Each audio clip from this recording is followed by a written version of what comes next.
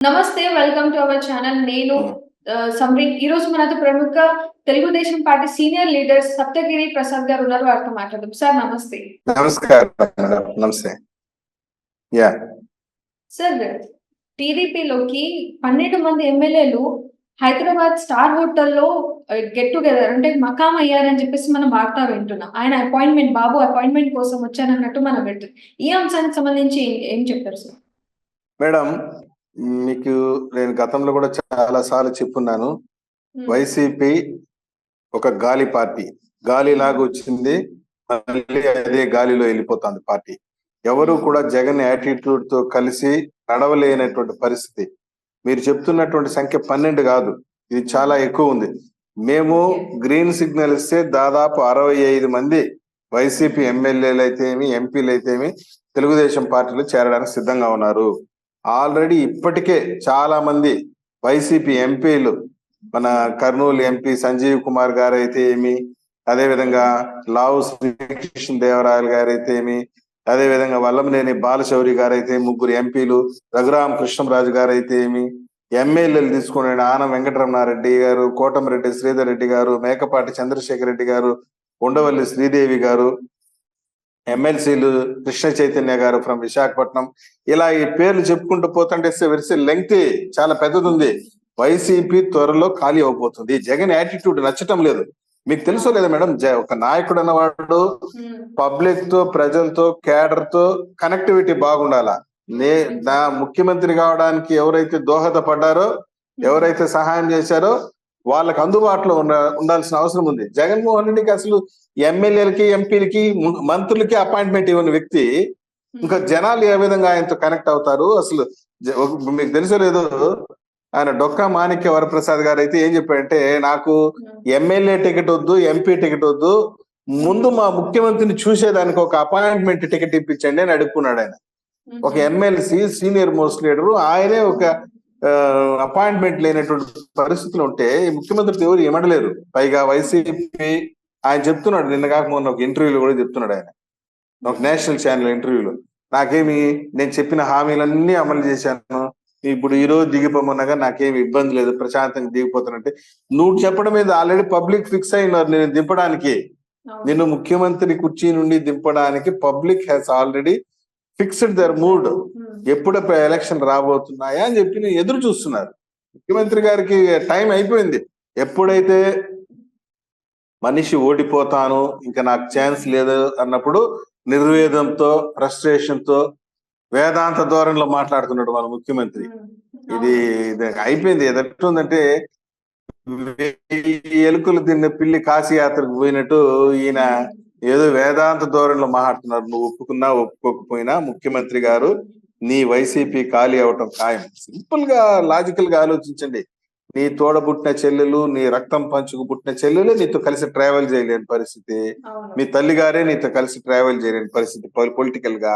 ఈ పరిస్థితుల్లో మీరు ఏ విధంగా సక్సెస్ అవుతారో మాకైతే, రాష్ట్రం భ్రష్టు పట్టించేసినావు. పైగా అంటున్న 99% హామీలు పూర్తి చేశాడు. ఏం హామీలు పూర్తి చేశాడో ముఖ్యమంత్రి చెప్పాలా? సిపిఎస్ రద్దు చేస్తామని చెప్పిన హామీ పూర్తి చేశాడా? మద్యపానం రద్దు నిషేధిస్తానని చెప్పిన హామీ పూర్తి చేశాడా? కాంట్రాక్ట్ అవుట్ సోర్సింగ్ ఉద్యోగులందరినీ పర్మనెంట్ చేస్తామన్నాడు, మరి పూర్తి చేశాడా? నీ హామీలన్నీ నువ్వు పూర్తి చేసినట్టయితే ఈ అంగన్వాడీలు కానీ, ఈ ఆశా వర్కర్లు కానీ, ఈ సర్వశిక్ష ఉద్యోగులు కానీ, మున్సిపల్ ఎంప్లాయీస్ కానీ, నీ వాలంటీర్లు అందరూ తిరుగుబాటు చేసి ధర్నాలు చేస్తున్నారు కదా. నీ మంత్రులు ఏ ఊరికి పోయినా ప్రజలు ఆడ తిరగబడుతున్నారు. ఆ పరిస్థితి వచ్చేసింది. చివరిగా ముఖ్యమంత్రి పైన తిరుగుబాటు చేసే ప్రయత్నం చేస్తారు పబ్లిక్. కాబట్టి జగన్మోహన్ రెడ్డి సరికొత్త నినాదం. నువ్వు అంటున్నావు కదా, నువ్వే నా నమ్మకం జగన్ అన్న, మళ్ళీ నువ్వే రావాలి జగన్ అన్న అని నినాదాలు తీసుకోబోతున్నావు కదా. ప్రజలు ఏం నినాదం తీసుకున్నారు కదా, నీ పని అయిపోయింది జగన్ అనేటువంటి కొత్త నినాదంతో ప్రజలు ముందుకెళ్తున్నారు. నీ పని అయిపోయింది జగన్ అనేది కొత్త నినాదం అన్నమాట. కాబట్టి ఆ రోజు ఏదో గాలిలోకి వచ్చాడు, మళ్ళీ అదే గాలితో వెనక్కి వెళ్తున్నాడు. మేడం, 30 days ఎలక్షన్ నోటిఫికేషన్ వస్తా ఉంది. ప్రజలు ఆతృతో ఎదురు చూస్తున్నారు. నోటిఫికేషన్ ఇంకో 30 days లో వస్తుంది. ఎలక్షన్ ప్రాసెస్, పోలింగ్ అంతా కూడా 30 days, ఇంకొక 60 days ఉంది. రాష్ట్రంలో తెలుగుదేశం పార్టీ అధికారంలోకి వస్తుంది. ఈ 12 మంది ఎమ్మెల్యేలు కాదు, చాలా మంది ఉన్నారు. 65 మంది ఎమ్మెల్యేలు, దాదాపు 7-8 మంది ఎంపీలు, దాంట్లో కొందరు మంత్రులు కూడా ఉన్నారు. ఓన్లీ థింగ్ ఈస్ ఒక విషయం, మేము గ్రీన్ సిగ్నల్ ఇవ్వాలా, మా నాయకుడు గ్రీన్ సిగ్నల్ ఇవ్వాలా, ఇస్తే చాలు, ఫినిష్. వైసీపీ ఖాళీ అయిపోతుంది. జగన్మోహన్ రెడ్డి ఇంటికి చంద్రబాబు నాయుడు సచివాలయానికి వెళ్ళటం జరుగుతుంది. అంటే సార్ 12 మంది ఎమ్మెల్యేలే హైదరాబాద్ హోటల్లో వచ్చారా, లేకపోతే ఇంకా చాలా మంది వచ్చినా కూడా మీరు చెప్పినట్లయితే ఇంకా వాళ్ళు ఎవరైతే లిస్ట్ పేర్లు వాళ్ళు లేరో వాళ్ళు కూడా వచ్చారా, లేకపోతే 12 మంది వచ్చారా ఈ దీనికి అపాయింట్మెంట్ కోసం? మేడం, ఇప్పుడు ఒక పొలిటికలీ కాన్ఫిడెన్షియల్ డెసిషన్ తీసుకునే ముందు వాళ్ళు they will maintain their confidentiality. చూడిపోతారు కదా, మీ బోటి జర్నలిస్టులు, మీడియా పర్సన్ అందరూ కూడా చూడిపోతారు.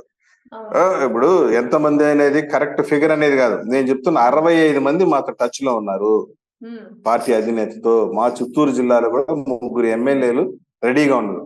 కొందరు టీడీపీలోకి క్లియర్ గా వచ్చేసే వాళ్ళు ఉన్నారు, కొందరు జనసేనకి వెళ్ళి అక్కడ అకామిడేట్ అయ్యే వాళ్ళు ఉన్నారు.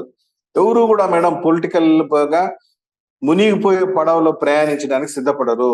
నీ సోదరిమనే నీతో కలిసి ప్రయాణం చేసి మునిగిపోవడానికి సిద్ధంగా లేనటువంటి పరిస్థితి. జగన్మోహన్ రెడ్డితో పోతే ఇప్పుడు చూడండి, అనేకమైన కేసుల్లో ఇరుక్కొని ఉన్నారు.